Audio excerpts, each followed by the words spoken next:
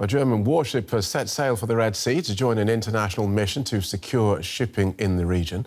This comes after European Union member states gave their preliminary approval to European involvement in the mission, which is aimed at eliminating the threat posed by Houthi rebels.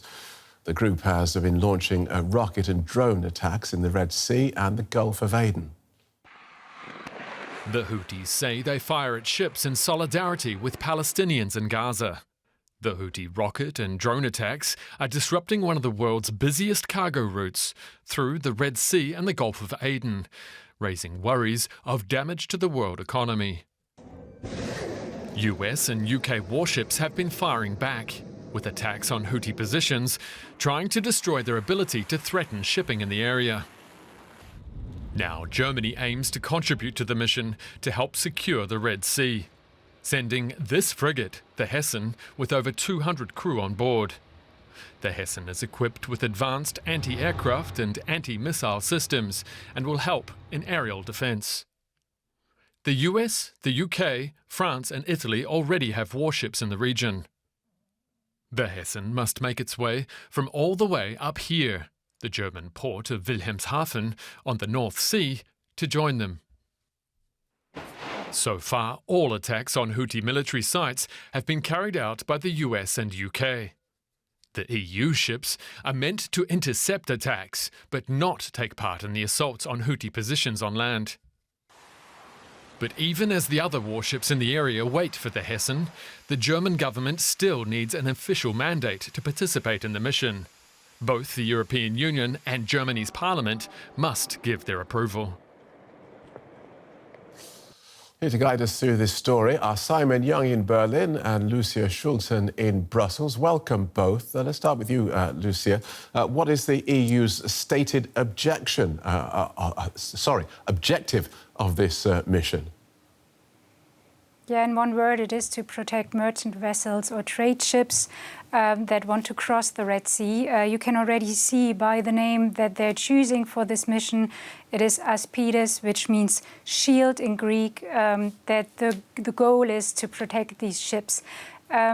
The decision right now that has been taken today is a first step. It is important to know that there is a second step following, which will be a vote by the foreign ministers of the European Union, which is expected to be on the 19th of February, and only then the mission will be officially launched. And Simon Young, why is Germany taking part? Well, I think one of the key things is because of the effects of these attacks by Houthis on German business. When you think that 90% of globally traded goods go by sea, and some of the big shipping firms are now avoiding the Red Sea route through Suez, which is the quickest way between Asia and Europe. They're having to go around Africa instead. The German Chambers of Commerce and Industry are warning that that means empty warehouses, it means longer delivery times, and it means ultimately higher prices, and it's having an effect already on some German businesses. One example, Tesla, which has already had to wind down production at its German manufacturing plants. So it could, this is already having an effect, and it could get worse. So, Lucia Walton, Simon makes a point that this action in the Red Sea is having economic impacts around the world, yet all 27 EU member states don't appear to be on board. Yeah, we have heard from the High Representative Josep Borrell that not all 27 member states are on board or not willing to participate, more to say, but that he's not expecting them to block the decision. So there's a difference in that.